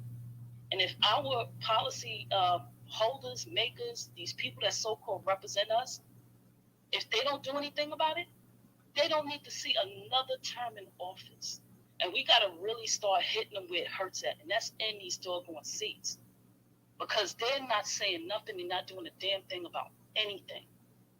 And that's why we, I'm not going to say too much here, but there's things that a couple of us are working on the low, but it's stuff that don't need to get out right now. But yeah, so that's all I have to say right now. Thank you. All right. Thank you. We give a shout out to DJ. DJ, thank you for your contribution on Cash App. Let me go ahead and get to Just Cakes. We go to get to Just Cakes. Go ahead and unmute your mic. All right, look, I got help right now. His dad just came home, so I'm gonna step on the back. Okay, but yeah, she right. If you girl that got beat up in Chicago, the media protected those Hispanic women. My bad, I almost slipped. The media protect them. Like to this day, I don't know what they look like. I honestly don't. And if y'all do, if y'all could inbox the information, because all I know is it happened in Lawndale. The saddest part about it is I just followed you. I'm about to hit you with some information since you're in Chicago. Go ahead. 10-4. I follow back too. But the only thing I knew about it is that it happened in Lawndale or something like that. And it's crazy that a lot of the stuff like that happen, or a lot of stuff that should be taken care of, I found out from people out of state. Like I found out about the reparations task force from somebody who lived in Virginia. You know what I'm saying? So I don't know what's going on with the media out here or whatever the case is. That's problematic, and like y'all said, that's why it's important to have a Black media to put out there what needs to be put out, the issues that's important to us. It's cold out here. The other part is if y'all seen Emma Mitz, if y'all seen the shit show that, I'm sorry. If y'all seen what happened this weekend with the alderman, because I'm trying not to cuss, because I know he on YouTube with this stuff too, so I'm trying to watch my language. What happened in Chicago with that special counsel to put it on the ballot for the first time ever, because nobody ever voted for making Chicago a sanctuary city. Y'all seen that the Hispanic guy was kind of strong-arming the Black alderman and stuff like that. It's really pathetic that she didn't even say nothing. To this day, she hasn't opened her raggedy mouth and said nothing about what happened. It took for another Hispanic to say something about it. That's how weak, spineless, and just worthless our quote-unquote representation is. And that's from Tulsa, right? The Spanish dude that is bullying the Black alderman, right? Yeah. If y'all watched the video, it looked like he was bullying them. You know what I'm saying? Oh no, he was. He was. I'm glad you're bringing this to our attention, sister, because I'm an honorary resident of Chicago by way of the internet. So yeah, let's go. Okay, come on now. Not normal he was bullying. He was bullying the other aldermen and stuff like that. I seen him talking to my fatback alderman, but we don't come together. I think my alderman's scared for his life, so I don't think he's gonna step out of order no time soon, not in front of our face at least. But he was threatening the alderman, telling them that nothing will ever be built in they ward. If he was sitting there pushing up on Emma Mitz, who's been an alderman for every bit of 20, 30 years, who ain't never did nothing really for her constituents and stuff like that, why doesn't she open her mouth and say it? These black politicians have no loyalty, zero, not nothing. They have no loyalty to us. Even my alderman, Thomas Farrow, no loyalty. I just climbed up the stairs. No loyalty to us. Brandon Johnson lived in the Austin neighborhood. I think that's brave, considering how many bullets be flying on the west side. For him to be making such a bold choice to neglect the black community in favor of these illegal immigrants. I posted a video up in the Jumbotron about it showed black Americans, a black American digging through garbage where the migrants is at. Here it is. We still got 10 cities all over the city. I've never seen the news walk up to a 10 city and ask them what they want to eat. But yet and still they tailoring these people 2 to 3 meals a day tailored to their cultural taste buds. Never have I ever seen the news go up to 10 city and try to take a look and see what's up in their tent, or try to make sure that they're going to be warm in the wintertime and stuff like that. They don't do that shit. Most of the people that's in the tent city is black people. Second demographic is maybe white, could be white passing, okay? But our politicians study selling us out. I just got to get out the habit. Just like we say the migrants, and we say that off habit, I got to stop saying our politicians, because we don't have none. We don't have no representation. We have none. Brandon Johnson lived on the west side of Chicago. He know we all hate it. Danny Davis co-sponsored a bill to legalize these people. He co-sponsored a bill, just like Cori Bush and the other ones, to legalize them and give them first responder jobs. Also giving them jobs as far as putting them in an apprenticeship. Now here it is, they done told us these are skilled laborers that's coming from south of the border. They coming with skilled trades and stuff like that. So if they come with skilled trades, what they got to go to trade school for? And imagine if you took that money, the same money that you pumping into the illegal immigrants, if you put that into the neighborhood. FB Bill put that, he said that when they had that special consul that Carlos sabotaged, he said if you just took a piece of what you putting into these people, into the American citizens that don't have it, he said my ward will look like the north side. If you put just a piece of that money that you're pouring into these people. It's sad and pathetic. I'm trying to figure out, and I don't care if it is a recorded straight, I don't want to pay taxes no more. What Martin Luther King, Malcolm said, taxation without representation? I ain't paid mine last year, so I'm good. I said I don't want to. Not saying that I'm still paying. Ain't gonna lie, I ain't gonna front. Uncle Sam is a real dog in these streets, okay? He'll show up to my house. I don't come for yours. He always cut you off at the wrong time. I got a drop of gas and he gonna cut my account, so I ain't got time, okay? Oh no, I just cussed Uncle Sam out today, so we good though. You know what it is. I ain't gotta give you nothing till you give me something. You already know. But we'll talk about that later. Okay. But yeah, I just the fact that I'm funding my demands. I'm funding an enemy army. I'm funding the invasion that's coming into my neighborhood, that's coming in to hurt my people. It don't feel right. So I'll just leave it there. Thank y'all. Thank you, guys. Definitely for those that can support on Cash App. Once again, even if it's just $1, it's appreciated. $Newstoter, Newstoter. Newstoter is the largest Black-owned Black American news media curation platform today. $Newstoter, Newstoter. If you do not have Cash App, we have the Venmo and PayPal up in the Jumbotron. And for those on YouTube, we have the actual Venmo and PayPal up in the actual description link. The Cash App is on the actual screen. I see Brother Moku's up in here, so shout out to him. I'm gonna get to you, Stephanie. Let me get to a couple of the new speakers. Let me get to Brother Moku and Smig. I think it is. I'm gonna get to you as well. So, Brother Moku, what's going on tonight? How you doing? What's going on? Can you hear me clear? You're a little bit low. You're a little bit low. I get you a little bit loud. You ain't got your earbuds in, do you? Yeah, can you hear me better now? Yeah, I can hear you better. Okay. I just wanted to say thanks for letting me speak and all tonight, and shout out to everybody in the space tonight. The Latino bullying black children. We seen this, and I've been saying this even back in the school system, specifically in the school system, though. Yeah, in the school system. Back when they were talking about them housing them in the gymnasiums and stuff like that. You know, I've foreseen stuff like this happening, not just the bullying, but even more things coming down the pipeline.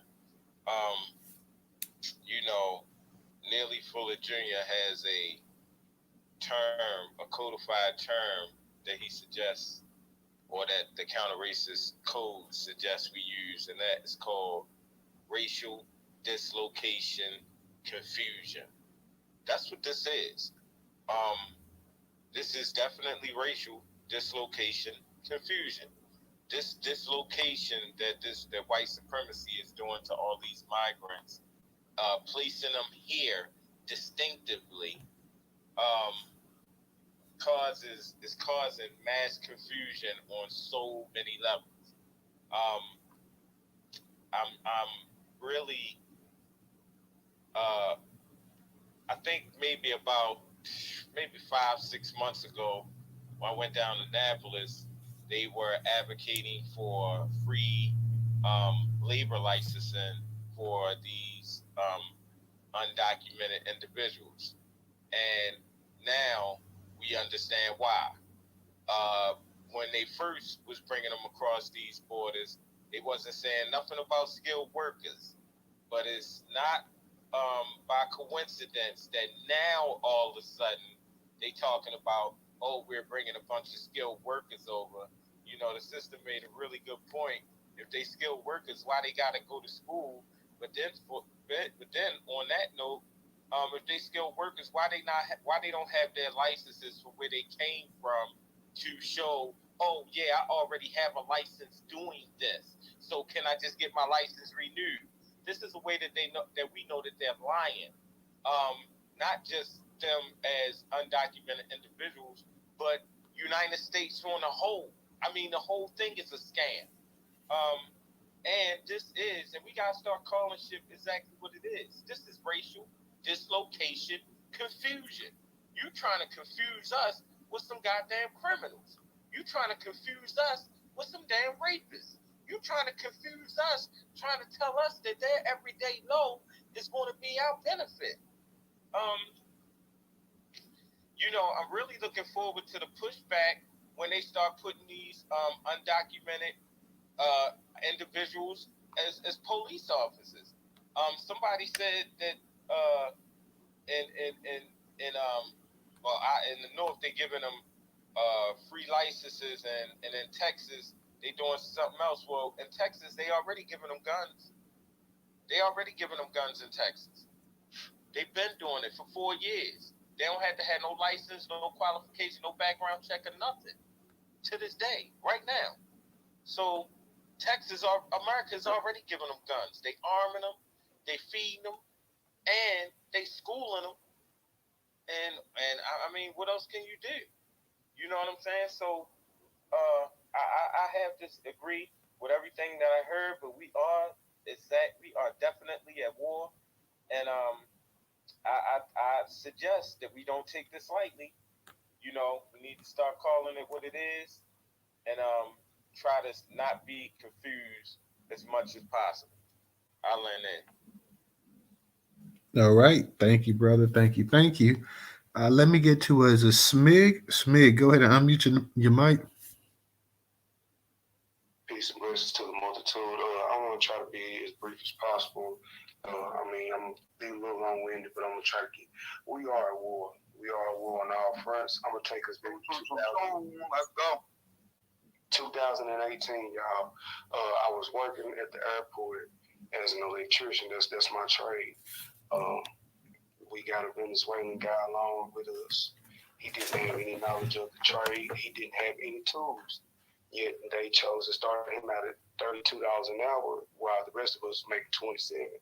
Fast forward, I joined the IBEW, the Electricians Union. Next thing I know, there's an influx of Venezuelans here. I'm talking about like 30, 40, 50 of them, like crazy.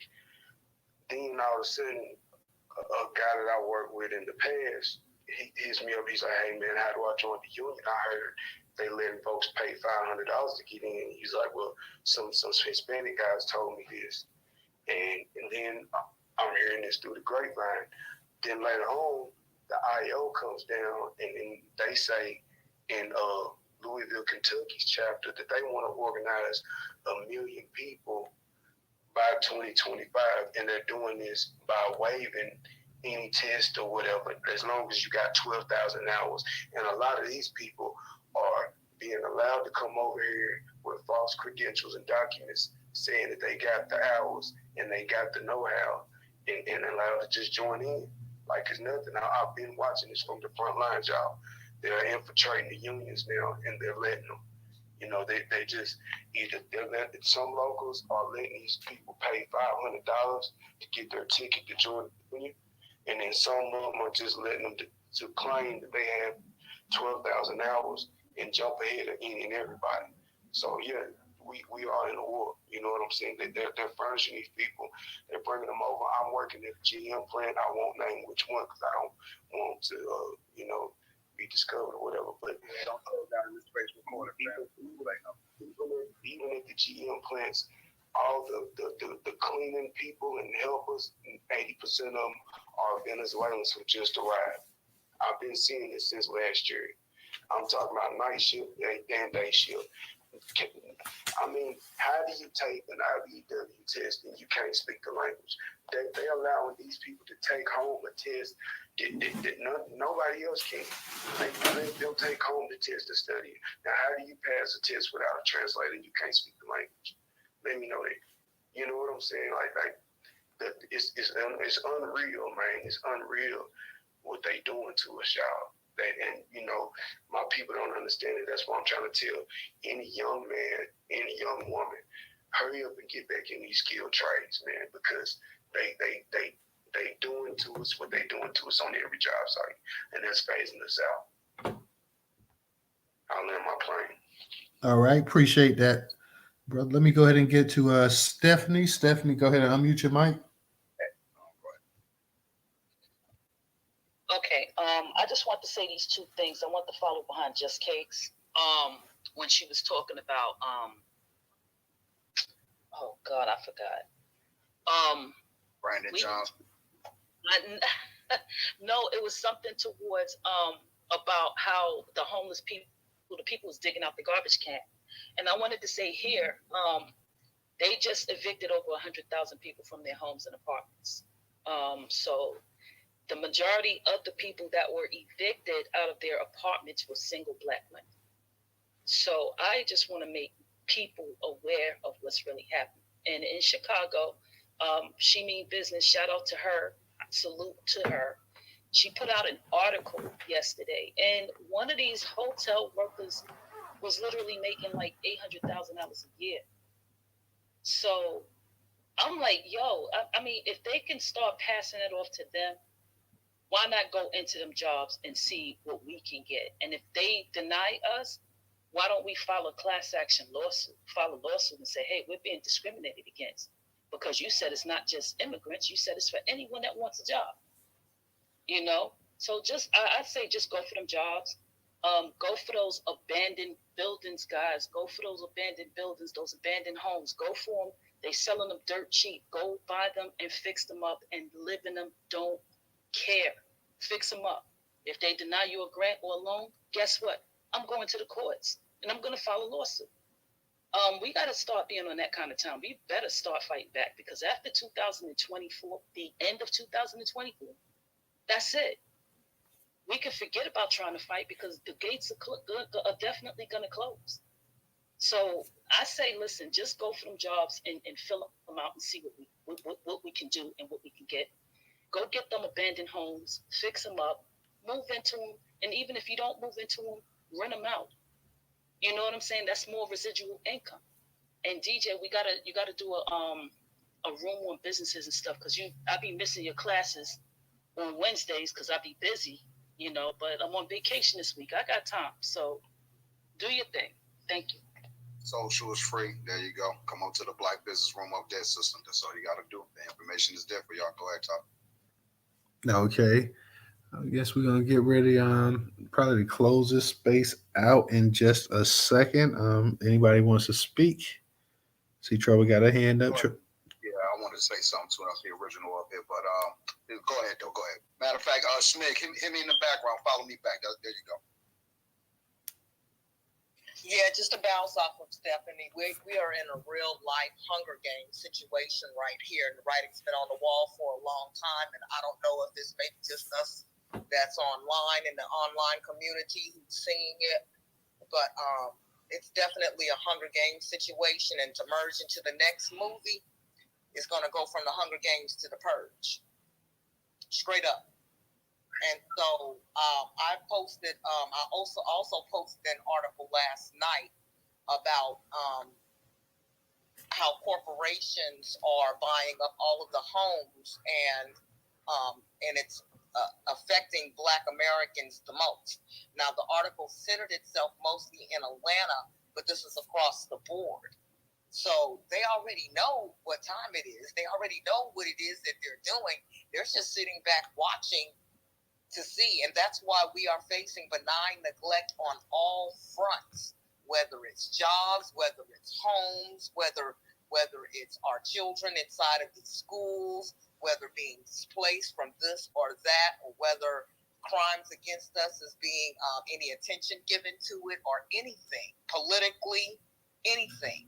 Benign neglect across the board, because we are in a real life Hunger Games, and the sooner we realize that we are in a real life Hunger Game, and the next step to the Hunger Games is the Purge, the better off we'll be. And I don't know if we're waiting to actually be in the throes, in the midst of uncertain hell. Yup, we are. There you go. That's why only 10% gonna make it. Actually, 1/3 of us are supposed to make it. So, I mean, and we're watching our young kids and young brothers. I'm looking at my newspaper. I'm listening to the news. Every time you turn around, a young soul getting popped. Whether we doing it to each other or whether it's coming from an outside source, we're dropping like freaking flies and really just not paying attention to the writing that's on the wall. It's literally in our faces, and I don't know what else to say. Hey, well, my bad, Trevor. Getting the purple chat, getting the chat. You know what I'm saying? The information is right there. My bad, Trevor. You know what I mean? I don't want no smoke. You know what I mean? For real. But yeah, we're gonna get you this phone this holiday when we get this reparations money for you. You know? All right. I see Originals up here. DJ, did you want to say something? Because I'm gonna let Original go last, and then we're gonna get ready to close it out. Yeah, I did want to say something. It's pretty much everybody saying the same thing, or whatever the case be. But hey man, something better be done, better be now. Shout out to the Black State. That's all I know. Social, come up here. We're gonna have to migrate ourselves, not just to the south, but off these apps too as well, man. It's over, man. In the new year, real rap. Okay, real quick before Original come up here, guys, definitely. Let's see if we can get somebody to subscribe to the YouTube channel. Anybody that's in the space tonight that has not subscribed to the YouTube channel, that's up in the Jumbotron as well too. That's on the left-hand side. So definitely go ahead. That should be like the fourth on the left-hand side. Go ahead and subscribe to the YouTube channel for any person in here that has not already subscribed to the Newstoter YouTube channel.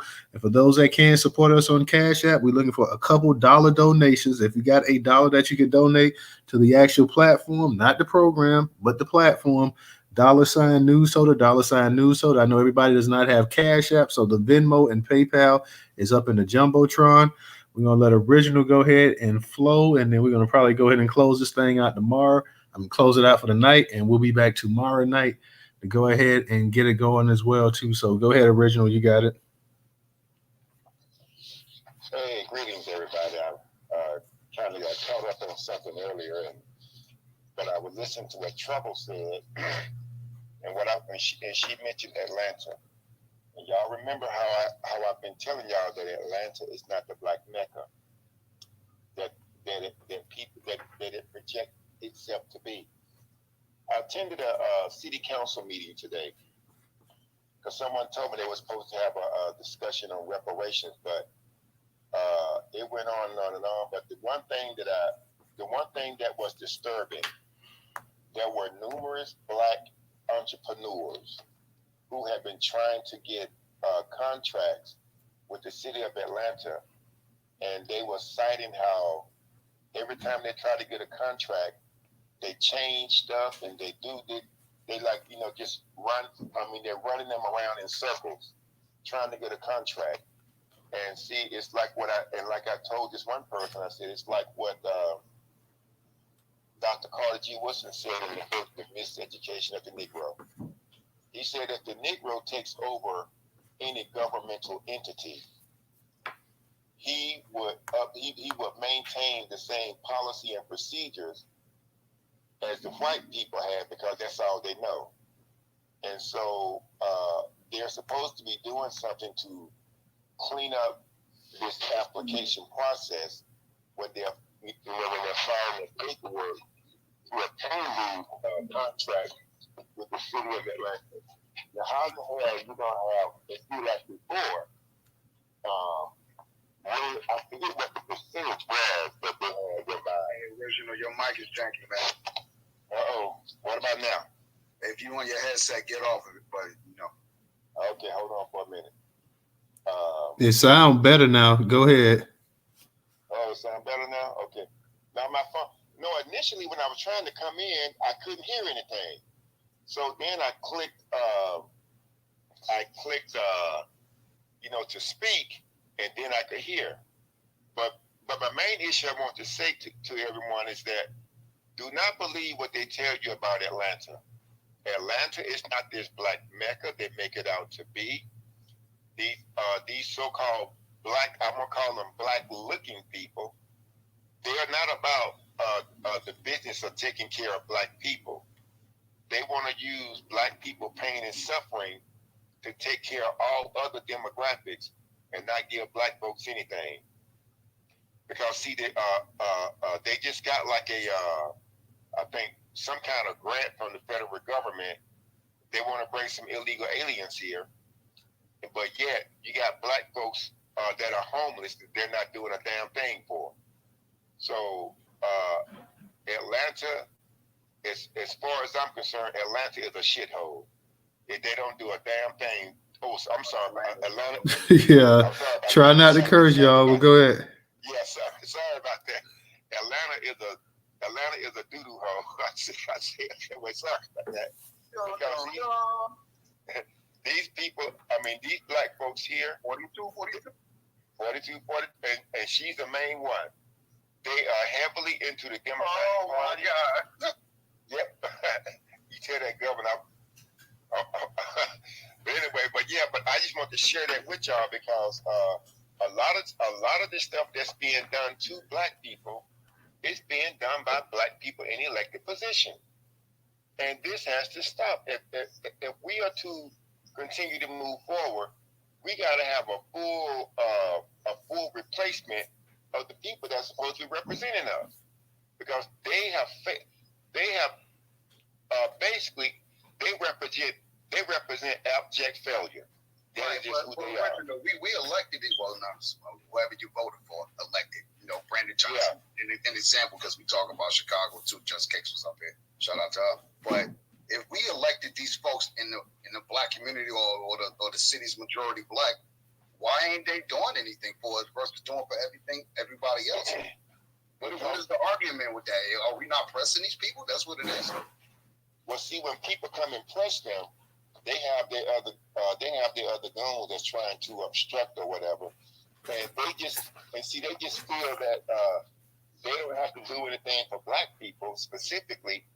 If they do something for us, it's under the banner of minority, marginalized, people of color, low income, poor people, and this whole 9 yards. So if they do something for us, they're not doing it because they're making sure that other demographics are able to come in and siphon off all the resources. So that's why it's important for us to, push them. Though that's why I went down there today, because I'm trying to connect with people a like mindset here, so that we can begin to, make a push and make sure that we get our piece of the pie. Well, I'll land with this: do not believe that Atlanta is a black mecca that it projects itself out to be. It is nowhere near being that. Because if Atlanta was the black mecca, all those small businesses that people that came and spoke today and said and told and share how they give them the runaround on trying to what they call it something, is it FMP or whatever, for proposal that they get the runaround, and they're not getting the contract. Meanwhile, and see, another thing that's going on, they have some of these black folks, particularly black women, who will go and get with some of them $1 million or $1 billion companies, and they use the black person to get the contract as a so-called minority set aside, and so that right there prevents other people from getting the contract. So you got a lot of shady stuff going around here in Atlanta. It is not the so-called black mecca that it projects itself to be. And I'm just happy that I went down there today and I'm able to share that with you all so that you all will know. And I'll land with that. All right. Appreciate that, Original. Let me give a shout out real quick to Brother Moku and Valerie. Thank you for your contribution on Cash App. Brother Moku, I'm gonna give you really quick. Go ahead, because we're gonna close it out. But I'm gonna let you go ahead and get it in for a minute, and then we're gonna get ready to close the space out for the night. Okay, I'm gonna be real brief though. These undocumented individuals are getting furnished with an economic floor, aka cash and everything else that goes along with it. Here in Baltimore, when these black spokesmen get elected in the office, I'm gonna be 100 for your space, Tota, and I'm not gonna curse at all. A lot of these entrepreneurs, especially self-made here in Baltimore, millionaires, like rest in peace to Mr. Robert Clay, you know what I'm saying? The Assistant State's Attorney, Jonathan Luna, when they start making moves for individuals, for the victims of racism, white supremacy, the non-white black individuals, sure enough, they get murdered. Ken Harris, Baltimore city, what they call a city council member. You know what I'm saying? Went against O'Malley, murder. You know what I'm saying? Robert Clay. Say deleted. Deleted. Okay. Yeah, Robert Clay, deleted 2 times in the back of the head, ruled to suicide. Jonathan Luna, same thing, stabbed 38 times, ruled to suicide. This is what happens when black people do for black people in politics, especially in local, when people not really talking about it. You know what I'm saying? This is what happens, and this is what's happening. So a lot of our spokesmen, they are really trying to do the job, but a lot of them getting bullied. And they ain't talking about it because people ain't going back, and we ain't protecting them. The ones that's worth protecting anyway. Because, we got a lot of collaborators. You know what I'm saying? We got a lot of names for them, raccoons, all that. But, we got a lot of collaborators, and we do.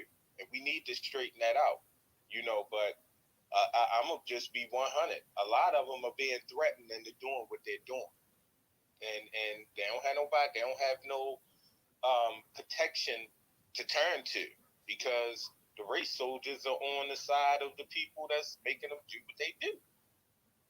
And I land it. All right. Thank you, Brother Moku. Appreciate that. On that note, y'all, we're going to go ahead and we're going to get ready to close this thing out for the night. We'll be back tomorrow night, 8 p.m. Eastern Standard Time on Twitter and 8:10 p.m. Eastern Time on YouTube, guys. So appreciate everybody that came out and supported the space tonight. Thank you to the co-hosts, the speakers, the listeners, those who are donated on Cash App as well, too. Appreciate you guys. Y'all have a good night, and we will see y'all tomorrow night. So peace. Peace. Next space. All right. For everybody on YouTube, let me go ahead and we're going to holler at y'all tomorrow as well, too. So